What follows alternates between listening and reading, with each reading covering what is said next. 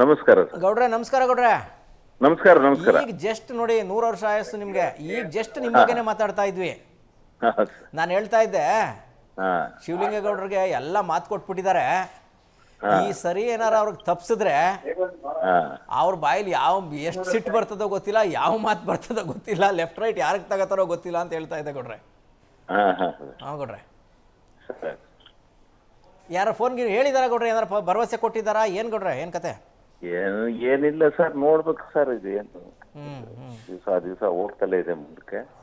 ಹೋಗ್ತಾ ಇದೆ ಗೌಡ್ರೆ. ನನಗೆ ಪಾಪ ಕೆಲವರು ಸೀನಿಯರ್ ಶಾಸಕರುಗಳು ಫೋನ್ ಮಾಡಿ ಅವ್ರು ಅರ್ಥ ಮಾಡ್ಕೋಬೇಕು ಸರ್ ಅಂತ ಹೇಳಿದ್ರು. ಬೇರೆ ಇನ್ನೇನು ಪಾಪ ಅವ್ರಿಗೇನು ಹೇಳಕ್ಕೆ ಏನೋ ಮಾತಿಲ್ಲ.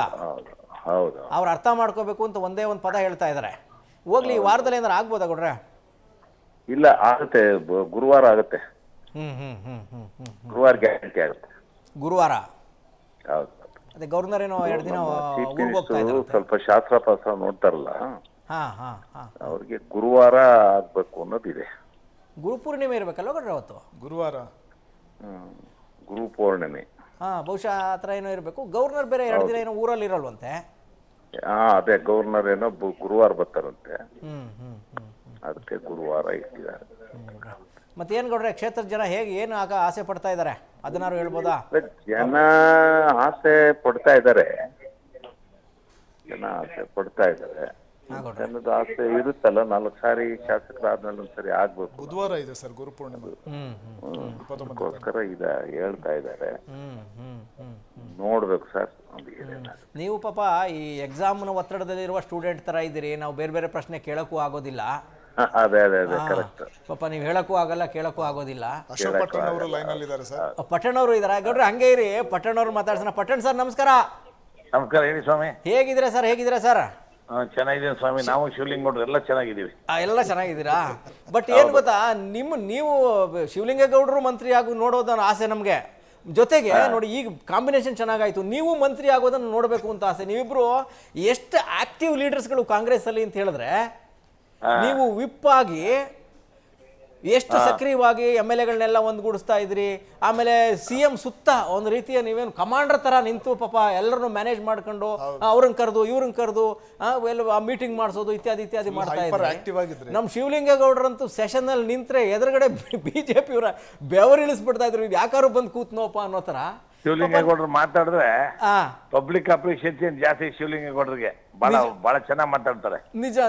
ಆಮೇಲೆ BJP ಹೆದರ್ತಾ ಇದ್ರು, ಏನಾರ ಗ್ರಾಮೀಣ ಶೈಲಿಯ ಡೈಲಾಗ್. ನನಗೆ ಏನ್ ಅನಿಸ್ತಾ ಇದೆ ಅಂತ ಹೇಳಿದ್ರೆ, ಯು ಮೇ ನಾಟ್ ಅಗ್ರಿ, ನೀವಿಬ್ಬರನ್ನು ಮಿನಿಸ್ಟರ್ ಮಾಡಿದ್ರೆ ಆ ಭಾಗದಲ್ಲಿ ನೀವು, ಈ ಭಾಗದಲ್ಲಿ ಇವರು, ನೆಕ್ಸ್ಟ್ ಎಲೆಕ್ಷನ್ಗೆ ಒಂದು ಒಳ್ಳೆ ಏನೋ ಒಂದು ಅವರ ಕ್ರಿಯೇಟ್ ಮಾಡ್ಬಿಡ್ತೀರಾ ಅಂತ ಅನಿಸ್ತಾ ಇದೆ ನನಗೆ.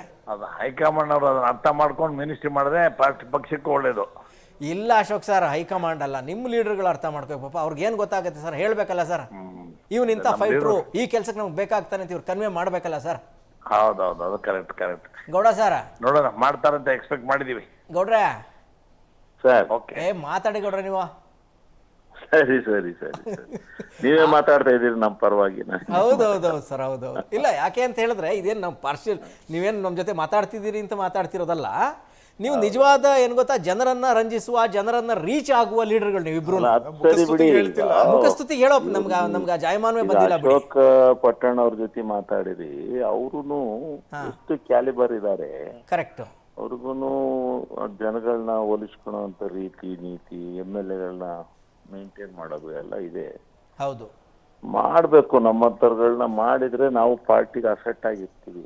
100%, ಅದ್ರಲ್ಲಿ ಡೌಟೇ ಇಲ್ಲ ಬಿಡಿ. ಹೌದು, ತಗೊಳ್ಳಿ, ದೇವ್ರು ಏನ್ ಮಾಡ್ತಾನೆ. ಇಲ್ಲ ಸರ್, ನಿಮ್ಮಲ್ಲಿ ಜೋಶು, ಆ ಮೆಗೇನು ಆ ಸೆಷನ್ ನಲ್ಲಿ ನೀವು ಗುಡುಕ್ತಾ ಇದ್ದ ಜೋಶು ನಾವು ನೋಡ್ಬೇಕು. ಆಮೇಲೆ ಪಟ್ಟಣ್ ಅವ್ರ ಬಗ್ಗೆ ಇನ್ನೊಂದು ಇಂಟ್ರೆಸ್ಟ್ ಏನು ಗೊತ್ತಾ, he is the best bachelor. ಅವರಿಂದ ಒಳ್ಳೆ ಕೆಲಸ ಎಕ್ಸ್ಪೆಕ್ಟ್ ಮಾಡ್ಬೋದು. ಆಮೇಲೆ ಹಿಸ್ ದ ಏನೋ ಜಾಲಿ ಗೈ, ಅಂದ್ರೆ ಮುಖ್ಯ. ರಾಜಕೀಯದಲ್ಲಿ ಜಾಲಿಯಾಗಿದ್ದು ರಾಜಕೀಯದಲ್ಲಿ ಇರೋದು ಕಡಿಮೆ. ಕರೆಕ್ಟ್. ಗೌಡ್ರೆ ಮತ್ತೆ ಪಟ್ಟಣ್ ಸರ್, ಬಹಳ ಸಂತೋಷ ಆಯ್ತು ನಿಮ್ಮ ಜೊತೆ ಮಾತಾಡಿದ್ರಿ. ಈಗ ಪಾಪ ನೀವು ಧರ್ಮ ಸಂಕಟದಲ್ಲಿ ಇದ್ದೀರಿ, ನೀವು ಒಂದು ಮಾತಾಡಿದ್ರೆ ಹೆಚ್ಚು, ಒಂದು ಮಾತಾಡಿದ್ರೆ ಕಡಿಮೆ. ನಿಮ್ಗೆ ಒಳ್ಳೇದಾಗ್ಲಿ ಸರ್. ಮಿನಿಸ್ಟರ್ ಆಗಿ ಒಂದ್ಸರಿ ನಮ್ಮ ಆಫೀಸಿಗೆ ಬನ್ನಿ ಸರ್. Thank you.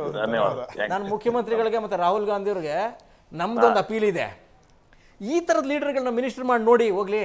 ಹೌದು, ಈಗ ಸಿಕ್ಕಾಪಟ್ಟೆ ದುಡ್ಡಿರೋನು ಒಂದು ರೌಂಡ್ ಮಾಡಿದಿರಿ, ಸಕ್ರಿಯವಾಗಿರ್ತಾರೆ ಯಾವಾಗಲೂ. ಆಮೇಲೆ ಬೇರೆ ಬೇರೆ ಈಕ್ವೇಷನ್ಸ್ ಅಲ್ಲಿ ಮಾಡಿದಿರಿ, ಇನ್ನೊಂದು ಪ್ರಯೋಗ ಮಾಡಿ ಹೋಗ್ಲಿ. ಏನು ಇರೋದು ಸಾವು ಒಂದು ವರ್ಷ 8 ತಿಂಗಳು ನೋಡೋಣ. ಬೇರೆ ಏನು ತೀರಾ ಲಾಸ್ ಆಗಿರೋರು ಯಾರೂ ಇಲ್ಲ. ಹೌದು, ಇವ್ರಿಗೇನೋ ಒಂದು ಕೆಲಸ ಮಾಡಬೇಕು ಅಂತಿದೆ, ನೋಡೋಣ ಏನಾಗುತ್ತೆ ಅಂತ. Yes sir, thank you so much ತಾವು ಫ್ರೀಡಮ್ ಟಿವಿ ಜೊತೆ ಮಾತಾಡಿದ್ದಕ್ಕೆ. ಇಲ್ಲ ಅಂತಂದ್ರೆ ಜೇನುಗುಡಿ ಕೈ ಹಾಕ್ದಂಗೆ ಆಗ್ಬಿಡುತ್ತೆ ಸರ್. ಹೌದೌದು, ಪಟ್ಟಣ ಸುಮ್ಮನಿರ್ಬೋದು, ಶಿವಲಿಂಗೇಗೌಡರಂತೂ ಸುಮ್ಮನಿರಲ್ಲ. ಸುಮ್ಮನೆ ಸಾಧ್ಯನೇ ಇಲ್ಲ.